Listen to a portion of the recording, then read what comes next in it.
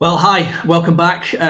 What a fantastic session from Alistair Forbes. Hopefully you are all rejoining us, having watched Alistair's opening address. And I said at the start when I opened the conference that there was a lot going on.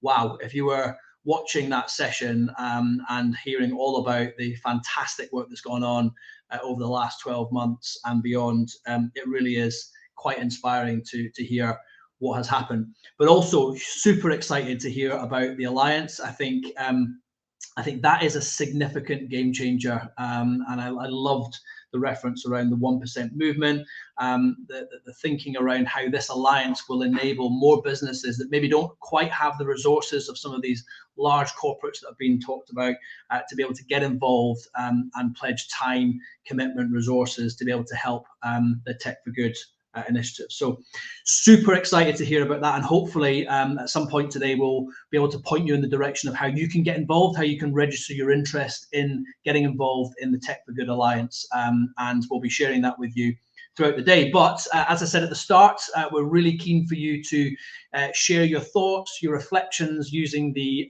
hashtag, which is at the top of the screen there. I keep getting the direction wrong, it's difficult, I'm in reverse, TFG Scott, and also there's a new hashtag that will come live in a minute around the Tech for Good Alliance.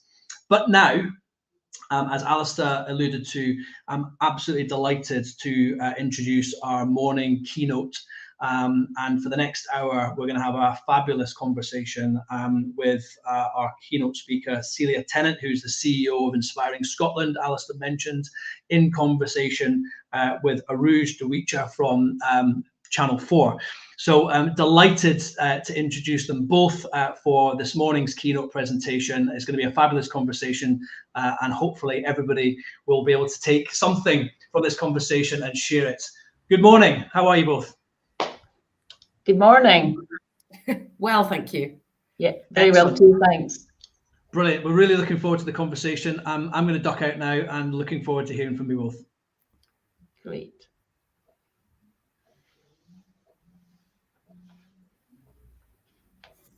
Thank you. Well, shall I get going, Celia?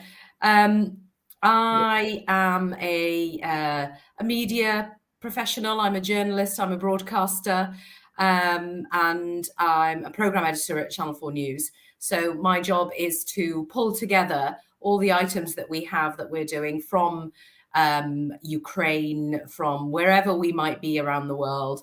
Last night we were in Northern Ireland, we were in Westminster, we were in Ukraine, and we were in York and Leeds. So obviously tech is at the heart of what we do. But one of the things that I find interesting is that in our industry, it's changing very much the way that people consume media. And we are trying desperately to keep up, because a lot of our material is very linear and it's captured in a very linear way. So you imagine a cameraman goes out with, or camera person goes out with a reporter, and they gather pictures in a very old-fashioned way, something that we've been doing for, since TV came on air, really. And it's brought back to a server system where it goes on, again, in a very linear way. You have pictures on one line, you have audio on another, and then it's edited together. Now, the challenge for us in our industry, where tech is concerned, is trying to keep up with the way that people, consumers, who are obviously our bread and butter, we want to reach as many people as we can. And obviously, it's about reaching young people who are going out and maybe interested in political programming, which is what we produce at Channel 4 News. It's trying to engage with them, and they are consuming in a very different way to the way that they consumed when I first entered the industry in the 90s.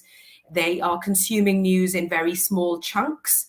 They don't want the whole package. They don't necessarily want to hear the detail, but what they do want is analysis.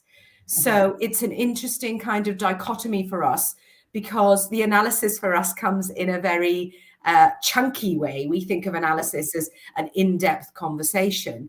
And that's where another element of the digital space we are trying to exploit, which is podcasts. Yeah. But for us, it's a very kind of a new space. We don't really know how long it's going to last. We don't know whether it's going to be, you know, the MP3 of that kind of broadcast world. Will it disappear? Will it be like DVDs that don't exist anymore? So we're also kind of using technologies like TikTok, Snapchat to try and reach those audiences. And obviously that means that people are consuming news on small devices. And that obviously changes the way that we film things. So it's really changing the way we work enormously. The way that the consumer interacts. When we were tweeting a lot more now, I mean, that may change with Elon Musk taking over. Who knows where that will go? But technology for us is something that we feel like we're constantly catching up on, because the essence of what we do is really about getting to people and getting to explain what's actually happening out there. The technology is the kind of the medium by which we do it. And I would say as an industry, actually, we're quite slow in getting forward with that. And I look to my, sorry to say this, but younger colleagues to try and teach me. You know, I've never used TikTok unless I'm in the office, but my children are really au fait with it. So it's a challenge for us. It's a real challenge for us. Yeah, yeah. And I think so your reflections are if I think about the voluntary sector, I think about our work at Inspiring Scotland, I think about technology. I think probably until the pandemic, I don't think I thought too much about technology in of itself. We could point to where technology was being, and data and information was being used to benefit better outcomes for people, but you had to kind of think about it. But with the advent of the pandemic 2 years ago, it really brought the importance of tech as an enabler to make contact, to maintain contact with people, so important. And I think, you know, we were saying, weren't we, just before we came on air, just how did I end up as a keynote, as a tech dinosaur at this wonderful summit? And thank you very much for the invitation. But when I do stop to think about, you know, how tech has helped, it's not just the response to the pandemic or being able to connect with people. And I would say you were saying that media companies are always trying to keep up. My day job at Inspiring Scotland is to put the resources into the hands of the amazing voluntary sector leaders who are there to make a difference in people's lives. Now, those resources are usually financial resources, so money to pay staff to do frontline support, but also those resources are people and helpful resources, a bit like the Scottish Tech Army. They're amazing change makers, over 1,000 tech change makers. Our day job is to help the organisations we're funding, about 500 or so in Scotland, to be the best they can be, and for us to break down any barriers for them being the best they can be. And I would say that reflecting kind of over the last couple of years, that as a day job as a funder, that we tend to be following the voluntary organisations we're supporting. So pandemic obviously created a need to be able to connect and stay connected with people. And, you know, my job was about actually, well, how can we help you? Is that about unrestricting funding? Is it about putting in contact with Scottish Tech Army and their volunteers? Is it about getting money to you to buy hardware, software, data, so that you can pass it on to the people you work with? So I think tech has, in the last 2 years, the ability to harness technology to make life better for everyone, whether that's people that voluntary sector organisations supporting, to make life better for voluntary sector staff, to sort of more efficiency, to stay connected to one another. I think we're definitely on a journey of what is continuing to explore what is possible with tech as an enabler to help make people's lives better.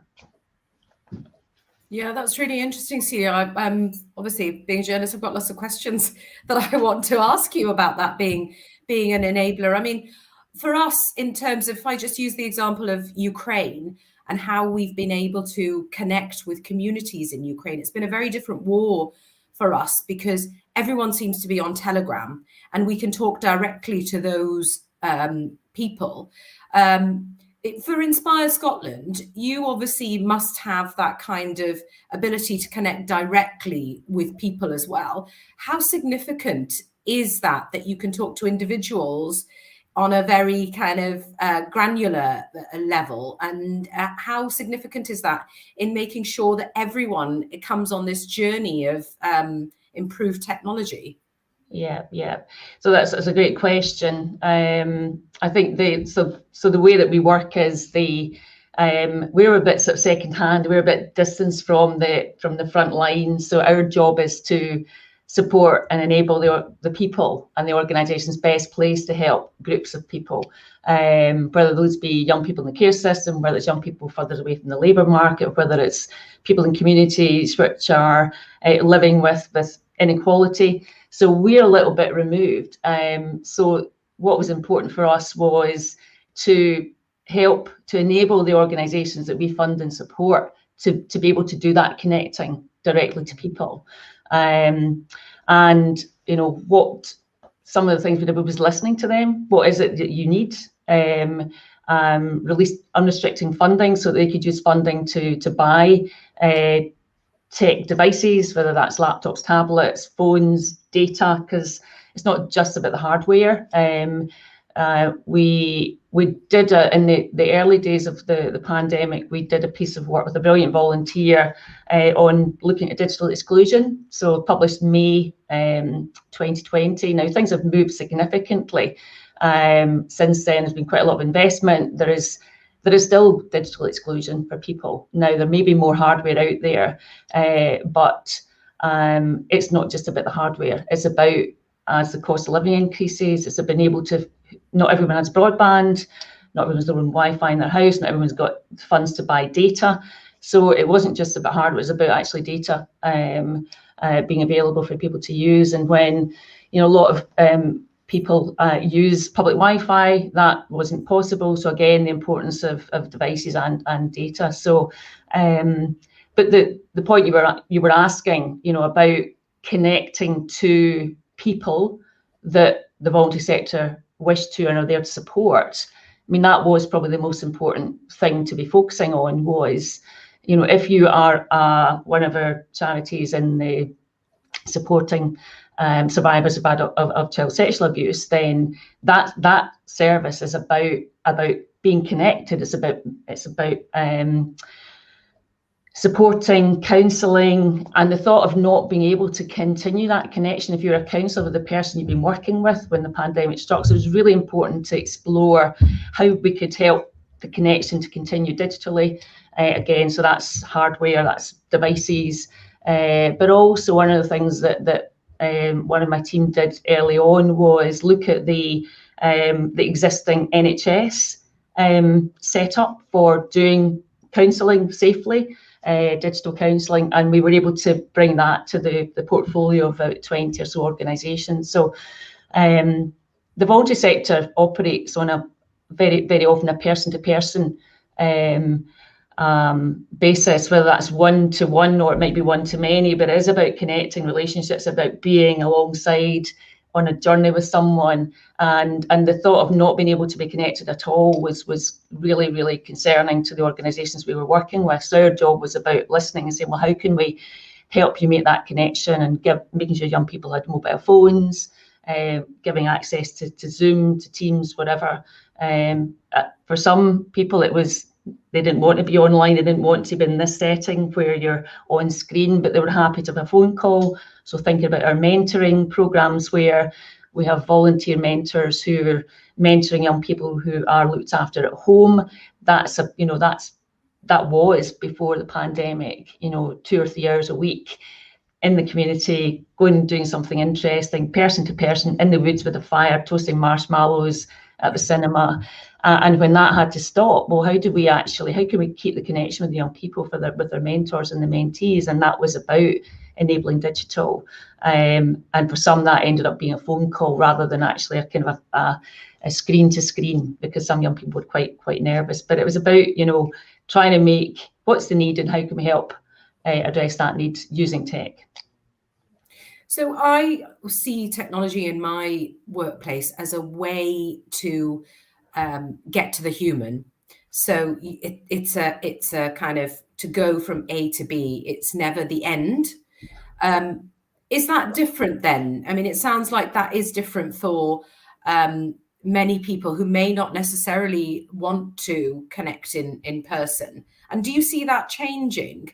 Do you see that there will be less interaction or more interaction as a result of technology advance? Yeah, that's a really good question. I think technology, so we're all different. So the way we want to engage with one another is different. And some people are very comfortable in this kind of setting.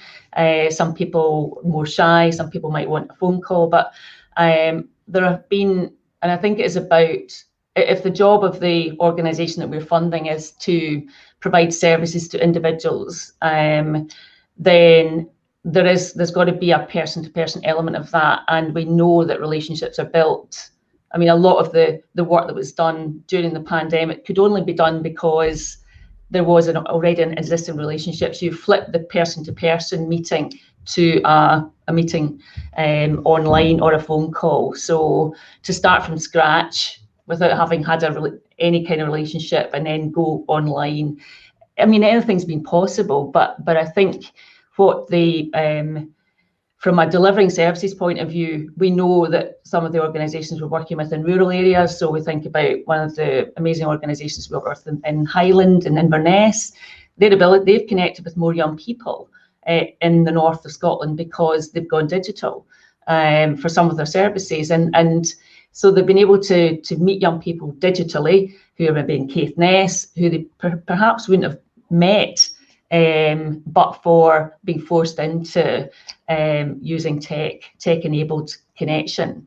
I think there is I suppose I would have a concern about and it's the same for me in my day job. I'm here in Inspiring Scotland's office.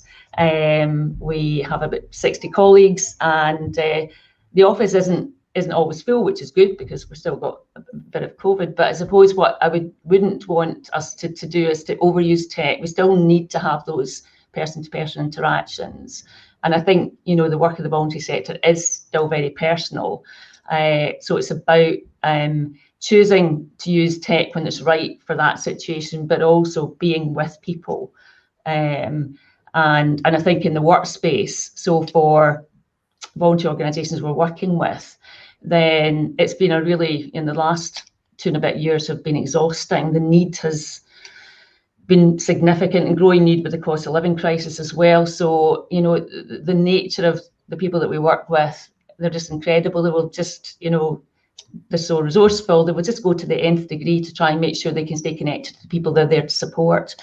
So, there's definitely a concern about how people are feeling tired, exhausted.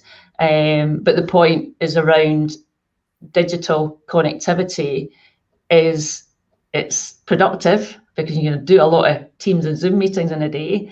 But the person-to-person interaction, so being in your office with your team and just, oh, by the way, conversations. Actually, I was in yesterday with my team and we got so much more done because we were around, and it's just those kind of bite-sized chunk conversations. Oh, by the way, we need to talk about this and let's do this kind of thing. So I think we need to be careful that we don't get in terms of the using tech to enable these kind of conversations, that we don't let it override the important relationship, the human in-person relationship stuff. It was very stark for me, that relationship, because during the pandemic, we had decided to expand a lot of our digital teams. And because we were getting a lot more pickup because people are interested in what was happening with COVID. And we broadcasters, like NHS workers, we had to go in throughout the pandemic, and I had this little letter that was written to the police in case I got stopped outside to say I was allowed to go into work. It was and our viewing numbers on the telly box were absolutely enormous.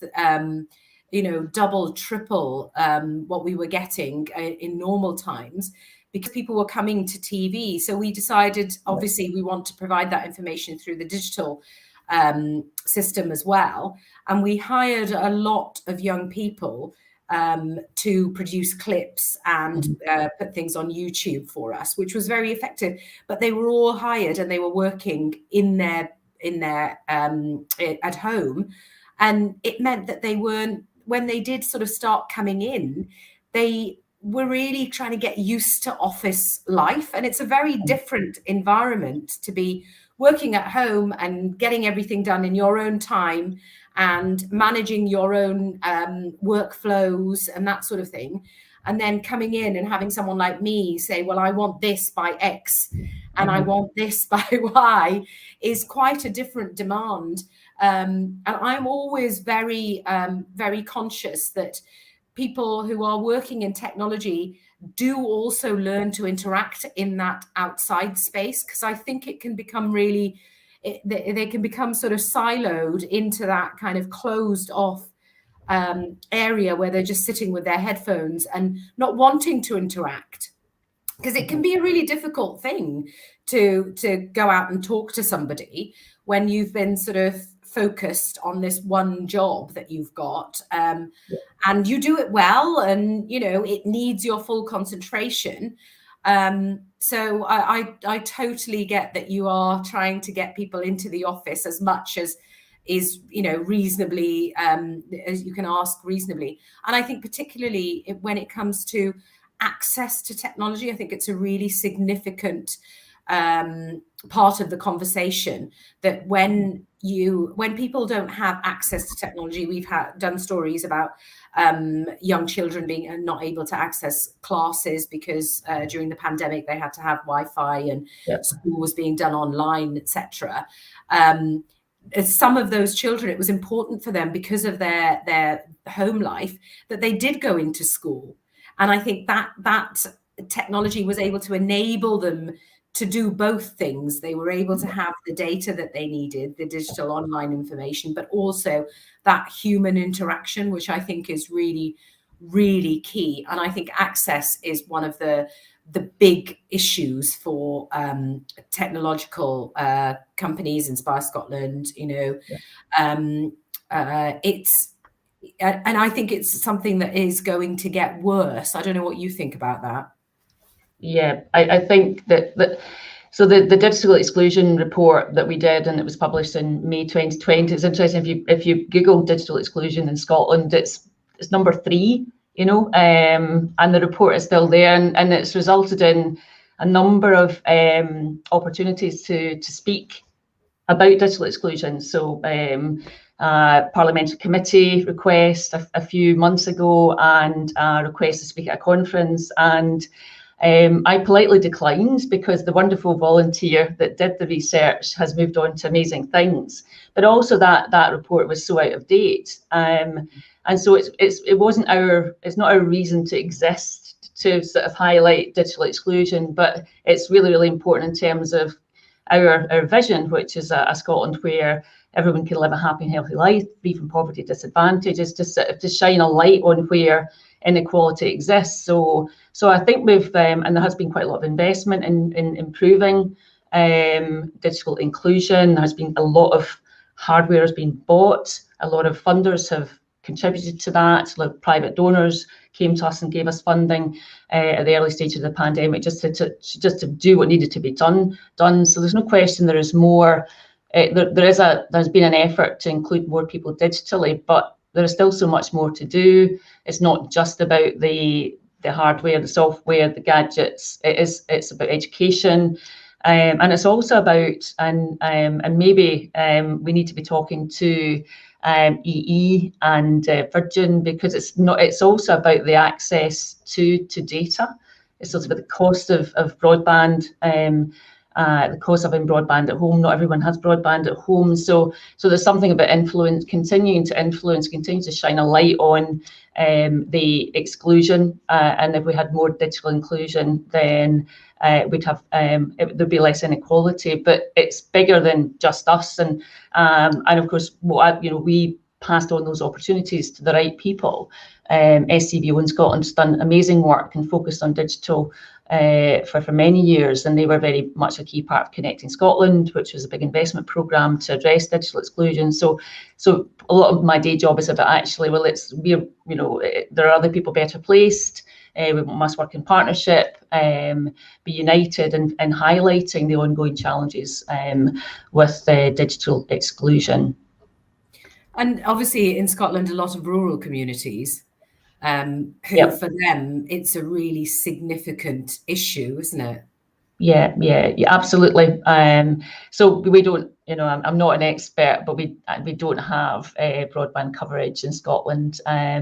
We have some fantastic community-based initiatives where the community have moved themselves to get better connectivity. So there's significant investment still to be done there. That's what it makes me think about. I mean, one of the benefits of everyone being so versed in being on Teams and Zoom and using things like having conferences like this is that we've been doing some work working with government and funding initiatives in the islands and the rural communities. And so being able to bring those grant recipients and participants in the funding programme together through, it would cost a fortune to bring everyone from all of the islands, the 60 islands, into a meeting in Edinburgh, whereas we've actually been able to connect more using Zoom and Teams and other ways of bringing people together. And in those meetings, because you've got chat, you've got kind of opportunity to use something like Menti, which is about people can give their opinions and answer questions there, and then you get an instant what's the feeling in the room, how you feel, what's your feeling about electric vehicles, what you do, and you can have a good chat. So I think there's more to do definitely around broadband connectivity in Scotland, but there's also things I can point to where tech enables those connections and costs a lot less than bringing people to a conference. Yeah, absolutely. What about confidence? Because I'm always thinking when I'm talking about technology, I word computers when I was at school, so I did not have that kind of access. But when my children were growing up, the first thing they did was touch the screen and go like that. It sort of became an innate thing. And obviously the younger generations are much more confident with technology. How do you think we get that sort of sewn into the system? Yeah. I think it's a great question, and I think part of, I said earlier about digital exclusion, and part of that is about education. It's about fear. If you don't have the devices, you can't do anything. So there's still stuff to be done there, but I think education is a big part, and helping people to take that step and just try things. So I mean, in education, then I think one of the challenges in the pandemic was we actually didn't have any real good content online in Scotland for children, even if they could access education online. I think other parts of the world did better. But certainly as digital is here, tech is here to help us. It's here to be an enabler.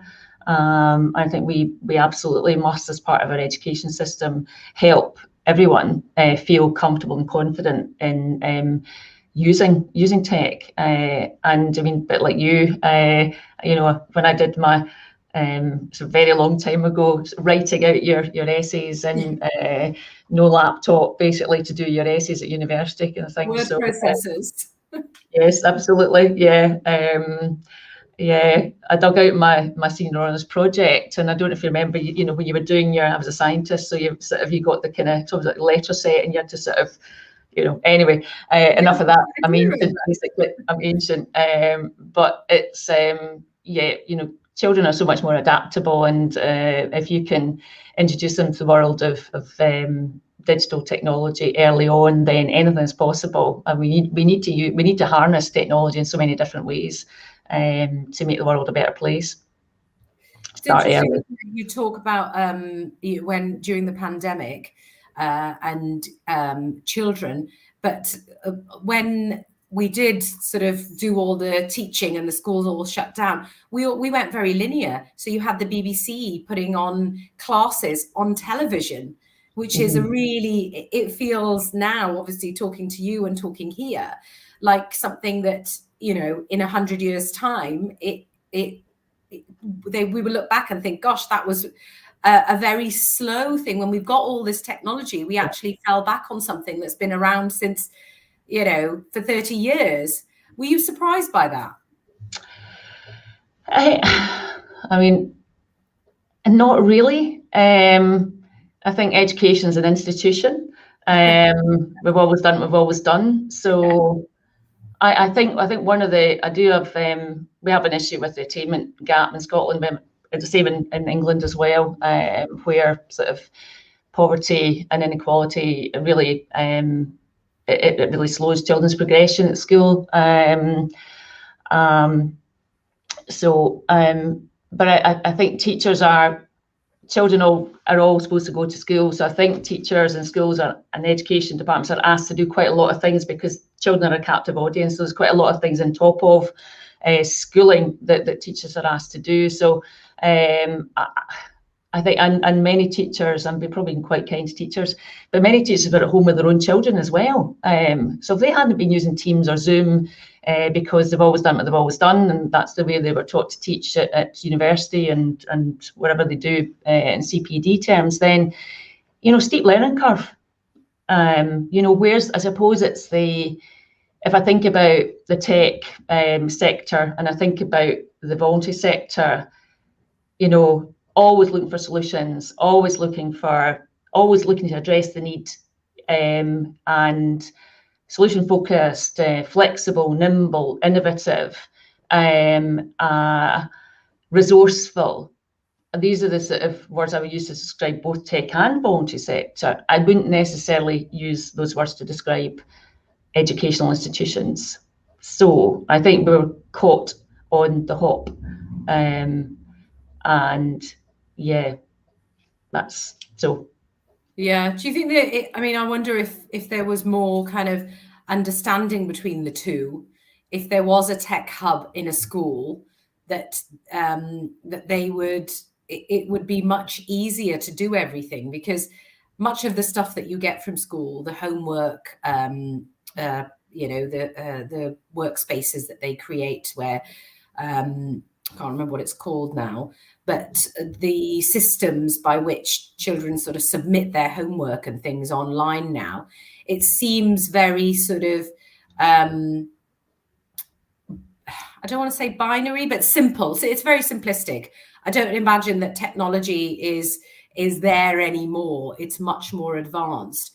So I wonder if there is a space for more schools to have that kind of technological interaction, so that they can feel comfortable with doing. I think there is also, I mean, I'm slightly thinking that schools are always concerned about safeguarding issues at all times. Yeah, and that seems to be a big concern. Do you think that's the main hurdle?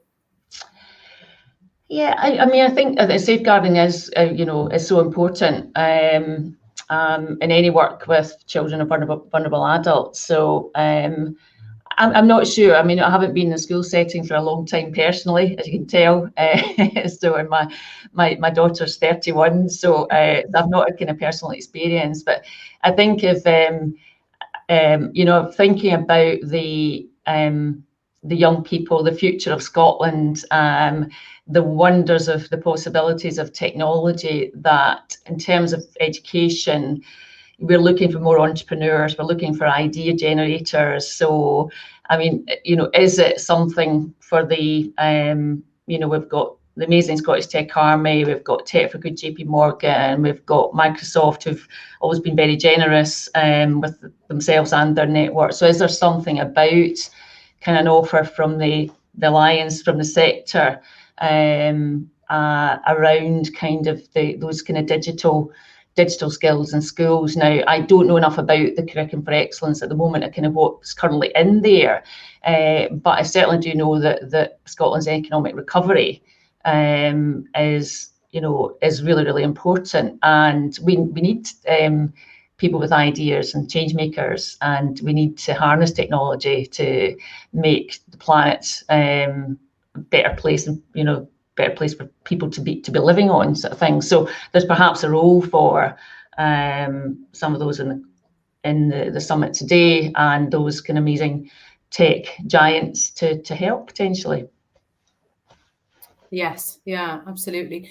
A lot of our work obviously is global, and we do a lot of our learning and pushing forward in what technologies are being used. We look to America to see what their programs are doing and how they are making television today.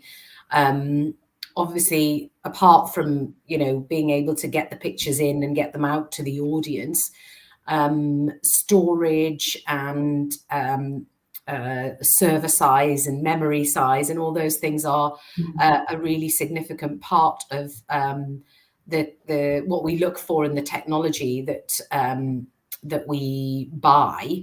And I wonder if where Inspire Scotland is looking in terms of where the future lies. Do you look to America? Where are you thinking that is the kind of, this is what our future will look like? Yeah. So I think the way that we're, I suppose what we're thinking in terms of technology is the enabler. So if we think about the day job, so we are working with about 500 volunteer organisations across Scotland, and they're in kind of thematic funds, so all focusing on young people in the care system, survivors of childhood sexual abuse, people living in communities where they're low income, and other social issue funds kind of thing. So what we're interested in is how can the organisations we're supporting and ourselves use technology to make our life easier and have a greater impact. And I think so the solutions are all around us. Only kind of recently I had a look at the Catalyst website. So that was a 5 million fund. I think it was managed by the National Lottery Community Fund, and there's some about 200 odd examples of recipes of where that funding's been used to get technology to work for voluntary sector organisations, and some of that's been apps to connect people, safeguarding kind of built in.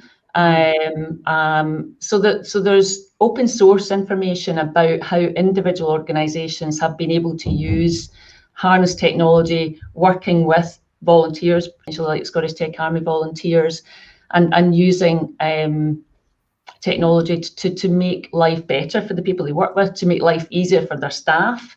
So simple example, one of the organisations that we're working with who leads one of our mentoring programmes, so they've used Google Forms, really simple, to put together an expense system for their volunteers. So they didn't have that before. Google Forms are quite straightforward. We use them in our cycling club for registering the kids, so that's kind of safeguarding. Now, I couldn't put a Google form together, but I know people who can, and that's just revolutionised this organisation. It's much simpler. They can manage the expenses of their volunteers much more easily, and they also have on the Google form, do you want to donate your expenses, actually, rather than take them. So I think so I suppose we're not looking that far afield. What is important is to look at who's done what closer to home potentially, and making sure that we let other organisations know that this organisation did that with this app. You could do it too. It's relevant to your work. Let's not reinvent the wheel. And I think that's one of the real challenges of the voluntary sector. And although Inspiring Scotland is a funder, we are a charity as well, so we don't have an endowment to rely on. Got to go out and get the funds in before they can go out the door. It's about where can we use tech for efficiencies where we can then spend our time on the more important things. Where can we use tech to save money?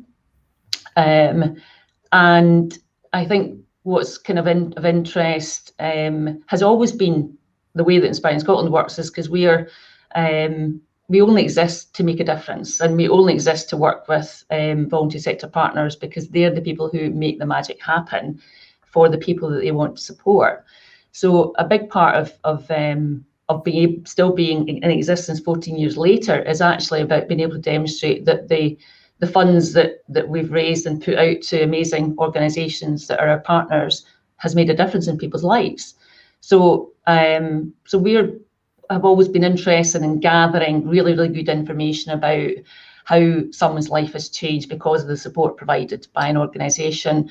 A lot of that is about, you've got to tell the funder that, because that's the way you justify they've given you the money. But for us, it's also about it's about that organisation being the best they can be when they're working with the person.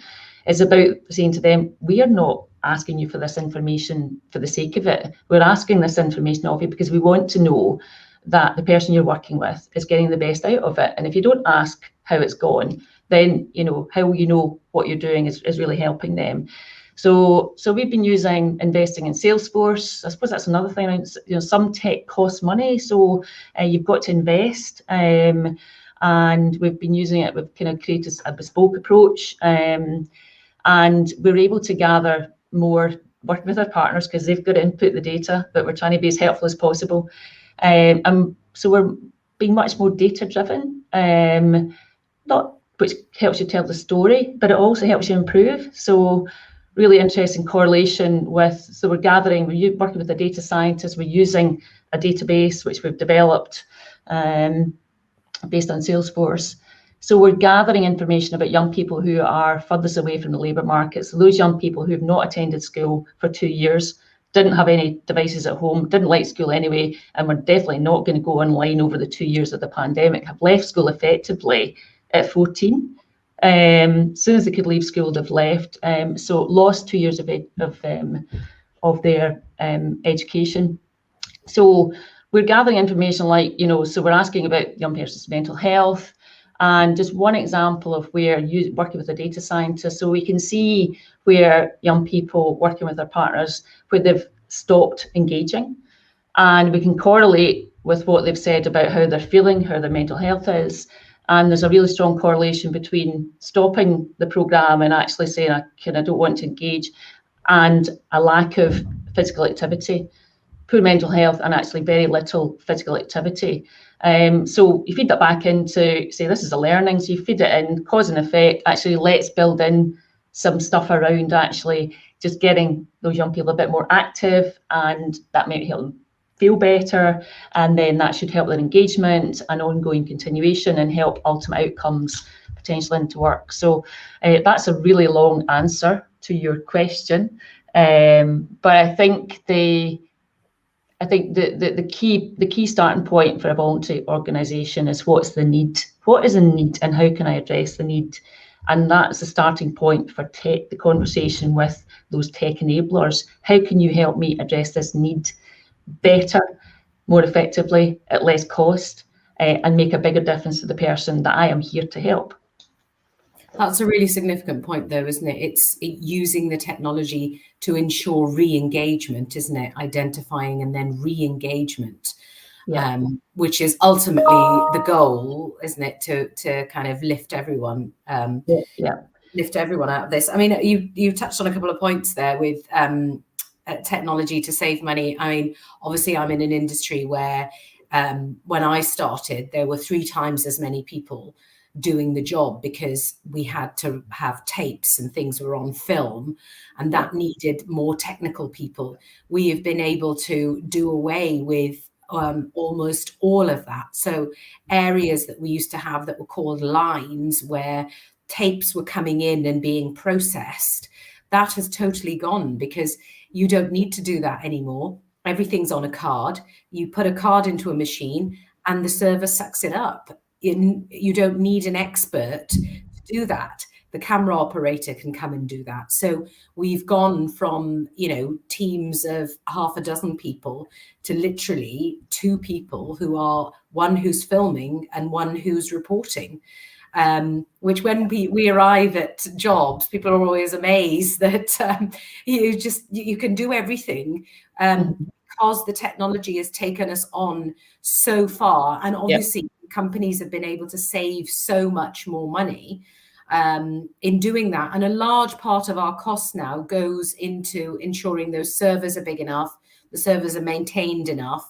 And because of the legal parameters of broadcast news, we have to keep our material for a certain number of years. So it's ensuring that we can hold on to it for that amount of time to ensure we meet the regulatory demands. So the money's shifted from human beings to the technology because of those advancements. And, it's obviously a human being costs a lot more than a piece of technology, no matter, how expensive it is. And now we're moving forward to, we don't even need the space anymore because we're moving towards cloud storage, which I'm sure you will have known about for a long time, but we are just sort of learning about it, being the slow kind of plodding broadcasters that we are. We are very sort of, because we can't have anything go wrong, it has to almost physically be there. We don't sort of leap into it straight away and say, right, okay, well, there's this new technology, cloud, let's jump for it, let's go for it. It has to go through, its checks and balances before we can commit to putting all our stuff up there, because it's so obviously legally valuable. But the technology is being used to reduce the number of people, which I think is a really, we all talk about AI and where that goes. I think eventually we will end up where the editing is done by AI, and you won't even need an editor to be able to do that, which is fantastic in one way. But then earlier on, we were talking about how when you interact with someone, it's totally different to when you're talking to someone on Zoom. I think it loses some of that that element of it, which I think for us as TV makers and makers of things that will make you feel emotions is potentially quite a big loss. But having said all of that, said that all technology is a little bit sort of slightly negative for us in terms of the way that we interact with people. We recently had an incident where our whole building lost power completely. But technology like Google Forms and things, we have systems where we have a running order, and it times because we're a live program, it times the program on air and off air. And obviously when someone's speaking, they speak at different rates and things move around. So it's quite a movable feast. We have a very specific program that is an industry standard, but without any power, we couldn't use it. But we were able to use Google Forms. There's actually, the thing that you use for your bike club can also do the running order for a live news program. And we did manage to use it for that. So for us, it's trying to find that adaptability within the technology space. And it's also learning. We were lucky. We're journalists, and there aren't many technical people in our departments. We were very lucky that we managed to find the right people. And many of the other, I work for ITN, Channel 4 News is produced by ITN. Channel 5 wasn't able to get their program out in the morning because they didn't have that technical person in. And I think it's really where our focus as a broadcast company really needs to be. But we need to be shown that catastrophe before we realize that that's where we need to go, which is sad. But that is now we're looking at doing things through different systems, not just relying on one process. And I think that's the burning platform for change. That the pandemic gave us a burning platform. We had to change. We had to find ways of getting to people. We had to stop all face-to-face activity. When I say we, our partners had to stop all face-to-face activity. The group work, the one-to-one counselling had to stop, and then you're in creation mode. Actually, well, what can we do now? How do we keep the contact going, sort of thing. So I think you do need these crises to make you change. And it's a bit like your risk register, so you can. As a chief exec of an organisation, then I need to know a bit about my risk register and kind of the biggest risks for the organisation. So you kind of need to have a bit of a shot across your bow. GDPR, you just need to be reminded kind of thing. Then you have to look at things and could this be better? And I think the pandemic just gave us a huge opportunity to really embrace tech and to make it work. And I think we need, and I think we're on a journey of continuous improvement. And I think especially with the incredible enablers around us, like Scottish Tech Army, with JP Morgan's Force for Good, CAST, SCBO and their digital team, as a group of funders are working better together. So if there's anyone who's joined this morning who's from a volunteer organisation in Scotland, then I think the pandemic has got funders working better together, more collaboration. That should be better as well. So I think we're definitely on a journey of continuing to explore tech and tech for good to make a difference, and really welcome the announcement this morning, really welcome the presence of STA and other enablers, because I think the summit is about collaboration, and it is about working together. It is about using the resources that we have, which are increasingly challenging with the cost of living, but as effectively as possible, and sharing what we know. So a really good example. So I was just on Twitter, Elon's new business, last night, just a quick check before I went to bed, and it was brilliant. There'd been an SCVO meeting yesterday, and kind of a conference meeting online, and there'd been a presentation on something we might talk about another time, but the data tech and its impact on the environment. So sustainability question, because it's not cost-free to have lots of data. It's not cost-free to have lots of devices, etc. So there is a cost to having data. And there's a brilliant presentation that Hannah, who had spoken at the event, actually put on to Twitter, and she put her slides on Twitter, and I had a look at them last night. So that open sharing, not reinventing the wheel, kind of keeping on thinking what is possible and asking the question, can we use tech to make this better and to make a bigger difference? And I think the pandemic has given us that because of the Burning Platform. I'm also interested, what I've learned today from you, just speaking to you here in this brief time, is actually there are technologies that can go across all sectors. We imagine our sector as broadcasters to be very specific, because we do a very specific thing in a very specific way. And obviously, it's not running a machine in hospital. It is different. But just thinking about the way that Google Forms can be adapted to so many platforms, we can use it. You can use it at that personal level, but as a business, we can use it as well.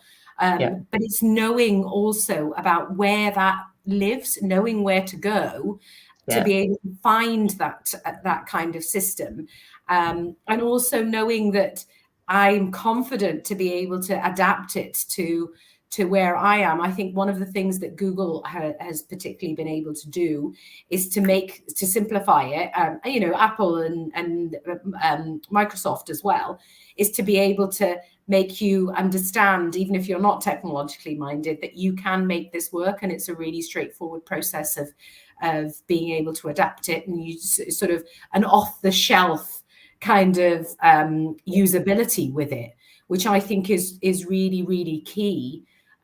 When you're in the technological space and trying to move things forward and bring every industry into the same space. I think that's such an important point. I think there is no there isn't really a blank sheet of paper probably for the needs of using tech. There may be some new things to be done. I absolutely accept that, but there are some really, really good examples, open source examples of where tech has been harnessed for voluntary organisations, whether that's their volunteer expenses, whether it's creating a safe meeting space for people with Down syndrome or learning disabilities. There's loads of examples there where is the blueprint for others. Now, I think the challenge that we all have in every sector, often in the day job, is not enough time to think, and that's a particular challenge when you're leading a busy voluntary organisation and you're trying to get the money in and do a brilliant service and make sure your staff are okay. And that then means that the job of someone who can connect people with one another, that organisation used this tech, you should talk to them, or you should talk to the Scottish Tech Army who might be able to help you, or you should engage with JP Morgan's Force for Good, etc. So a lot of my time is spent connecting, saying you should talk to so and so because they're doing something similar. They may have some learning. So I think that, so if collaboration is no more than actually kind of pointing, signposting, connecting people, saying you need to talk to so and so, I can introduce you, because there's already a lot of amazing developments out there which have been bespoke for, made for individual organisations that could be picked up by others, and perhaps across sectors as well. And I think that cross-sector collaboration as well is really, really important. I think all sectors working together to address the biggest challenges of our times is just so important. We can't afford to have any standoffs. We've got to kind of just all be weighing in to help people who need help the most, and to help address the inequality that exists and will get worse because people experience inequality and hardship and disadvantage are facing into gale force winds just now with the cost of living crisis. So if there was ever a time we need to come together as helpers, enablers, supporters, collaborators to make a difference, it's now. Yes, wholeheartedly agree with that. Good point for you to come in, Graham.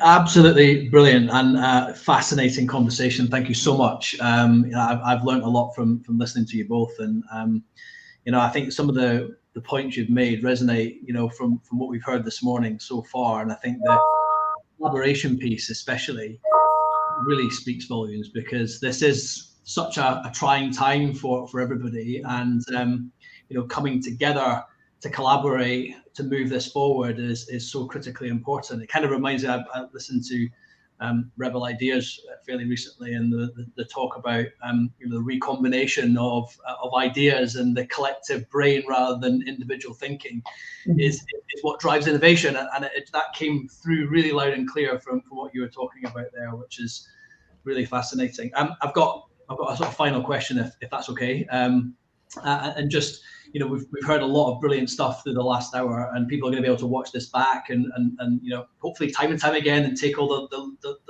learnings. You mentioned about seeing someone's slides on Twitter and how that inspired you.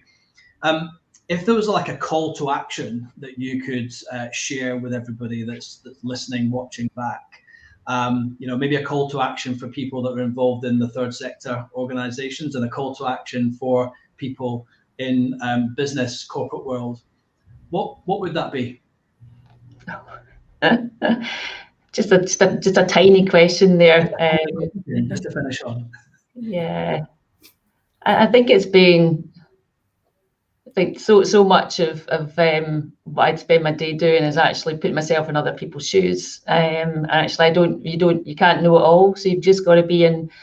And the pandemic has taught us all to be much more tolerant and respectful of different people's positions. So I think it's curiosity. I think that we exist at Inspiring Scotland to make a difference. So there's real purpose, and I don't have to get out of my bed and wonder what's my purpose in life. It's very, very clear. So it's a kind of long-winded answer, Graham, but I think it's about just taking, if we could all stop and think about what would make our communities, the world, a better place. It's about taking time to think and understand how other people might be experiencing life, and then being curious, and then wanting, being informed, and then coming into a collaborative space to make a difference. I think that's Fantastic. yeah. And if Fantastic. Elon Musk is, you know, is going to do the right thing with Twitter, then it is about, you know, it's not about, there's so much, just kind of heads being, you know, knocked together. There's so little space for actually stopping and saying, well, what's life like for you? What's it like, kind of thing. And I think, you know, so we just need to, if we stopped and had to think about, actually, we need to stop and seek to understand and be curious, and then act collectively. Then that would be, it's a really good way forward. Fantastic. Well, what an answer for being put on the spot. Thank you very much. Brilliant. And Aruj, just, you know, from what you've heard as well this morning, and you know, your personal view on this, is there anything that you would like to share in terms of a call to action, or just, you know, final musings on what you've heard?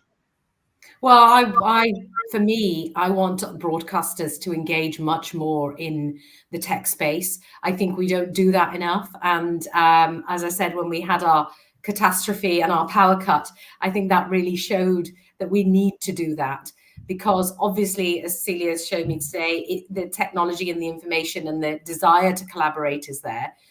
We just need to come together, and I hope that we can do that now we've got this open dialogue. Yeah, absolutely. Such an important topic, and I think the conversation that you've both had has really brought this shone light on you know, the key topics that people need to hear about, and we're going to be sharing all of this. You mentioned earlier about just how you welcome the Tech for Good Alliance that Alistair announced earlier. As soon as I heard about it, it was, you know, it's just like a light coming on. It just makes complete sense, doesn't it? That you join together businesses where, you know, people that are employed in businesses who want to have a bit more variety, who want to add more value, a greater good to the work that they're doing, and having that skilled volunteering, knowing where to do it, knowing where to find it, knowing how to connect with businesses or charities or organizations that do need that support. And then also asking third sector organizations to be able to suggest ideas and challenges that they want help and support with. Adding that to the volunteers, the co-client graduates, etc., to come together, collaborate. It's exactly what you had been talking about, really, that collaboration between all of the different moving parts. So, you know, really, I think it's a great call to action. And actually, since Alistair's keynote on that this morning, there has been a register your interest platform released. So what we'll do is we'll put into, I think, hopefully on one of the next presentation, we'll put on the bottom part of the screen exactly the URL that people need to go to in order to register interest. But I'm sure you'll join me encouraging as many people to go on there, read about the Alliance, register their interest, and get involved where they can. So can't thank you both enough for that fantastic conversation. Really appreciate your time this morning. Take a well-deserved rest now. A lot of conversation, but I'm sure many people will have been really inspired by what you had to share with us this morning. So thank you very much indeed. For everybody still watching, what is happening next is that we're going to go on to a panel conversation. And this panel conversation is called Tech for Good Titans. And that is where we're bringing together 4 businesses to have a conversation about Tech for Good and their Tech for Good initiatives that they've been talking about. Now, these brands have been mentioned this morning. You've seen some of the videos that have been shared. I shared some of them in the opening session that I did. Let me just tell you a little bit about the panel that's coming up. So it's going to be chaired by Raymond O'Hare, and he's going to be in conversation with Ed Bowden from JP Morgan, Charles Eales from Microsoft, Vicky Bradley Spencer from IBM, and Michael Duggan from Salesforce.org. And they're going to be talking to us all about the Tech for Good initiatives that these businesses have undertaken and are undertaking. So a brilliant learning for us all.